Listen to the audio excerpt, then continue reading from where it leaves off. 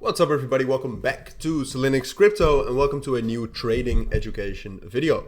We'll be talking about breakouts in this video, alright? I did a little bit of a survey in the free Telegram group, which you can join via the links down in the description. Very useful, a lot of information there. Basically everything that happens in crypto is discussed there. But in this video what we'll do is we'll do a full video on how to optimally use breakouts in trading. All right, breakouts are one of the best ways to enter trades. I have some notes which I'll use in this video. Perhaps I'll also write something on the chart because we have to do quite a lot of talking because breakouts are also about understanding a certain dynamic in trading. But that's what we'll do. But first of all, like I said, breakouts, personally, I use breakouts a lot. All right, breakouts are very important to use, or not important to use, but good to use, because basically what you're doing, if you identify a breakout correctly, what you're doing is you're entering a trade in the direction, hopefully, that the price is already going, because it got a breakout towards that direction. So that can be up or down. You have bullish and bearish breakouts. And then apart from that, if a real breakout occurs, and we'll still talk about that in this video, when a breakout is real or when it's more likely a fake out, which basically is a fake breakout, as the word might suggest. But yeah, it also has momentum because it broke out. It broke out of a support or resistance level. That is what a breakout is. And there are a lot of different types of support and resistance. We will also touch upon that in this video. But it breaks above that, so it has momentum and you're trading in the right direction. So then you can make a lot of money. So that's what I'll try to explain in this video. Here you can see a nice little graph. Here you can see, for example, that Bitcoin broke above this trend line, broke above that, took a break retest, which breakouts sometimes do, sometimes they don't. But in this case, provided a really good trade. And here as well, you have a key level, a support level right here between 27,900 and 27,700. And what happened is first it was support, then it broke down below that resistance level, took that break retest, potential for a short, and the price kept falling. And it's still falling right now, who knows how far. So those are some examples, but now let's actually get back to my notes. So the first thing you're going to need to do is you're going to have to be able to draw support and resistance levels. All right, because like I said, a breakout is a break above or below a support or resistance level. So that could be a huge number of things. Normal support and resistance, like the key levels I drew right here. They can be EMAs, so exponential moving averages, which you can just plug on the chart, and the price could also break above or below that. As you can also see right here, the price broke down below that, also took a break retest right here, and started falling down lower. So that's another one. Fibonacci retracement, perhaps the most difficult one. If you type in Cilinix Fibonacci guide, you'll find my guide on how to use Fibonacci retracements, but if you are a newer trader, it's probably too difficult in the beginning, and it's better to just stick with trend lines, which I also have a video on, and key levels and EMAs. With EMAs, you don't have to do anything. You can just put them on the chart. Now, I would 100% recommend you to learn more about that. Check out the Cilinix Trading Education playlist on YouTube. There are a lot of videos in there, including how to draw key levels, etc. If you're lazy, which smart people usually are, and I'm assuming you're a smart person, you can also go to TradingView, which you should use. TradingView is one of the best platforms for traders. Go to the top right here, press indicators, and just type in something like key levels. Right, so if you want to put on EMAs, you just type in EMA, and then you use the moving average exponential, and then you just do different periods, so 28, 50, 100 and 200, and then you have all of my EMAs. But what you can also do is you can type in key levels and just press the first one, and it will automatically place some key levels on the chart for you if you're lazy. There is probably also a trend line indicator which you can use. So right here you can see trend lines. These are not optimal, all right? These are not great trend lines.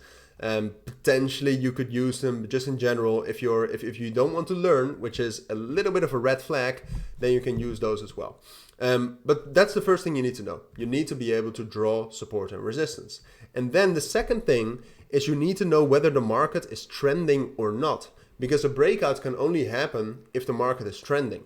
So what I use for that is the ADX. All right, you can also find that under indicators. It's called the average directional index. And basically that allows you can see it here at the bottom, that allows you to analyze whether a crypto is trading or not. In general, if the ADX is above 20, it is trending. So right now, for example, ADX is above that level, so Bitcoin is trending. All right, so that's how you know how to create support and resistance levels, or how to identify them.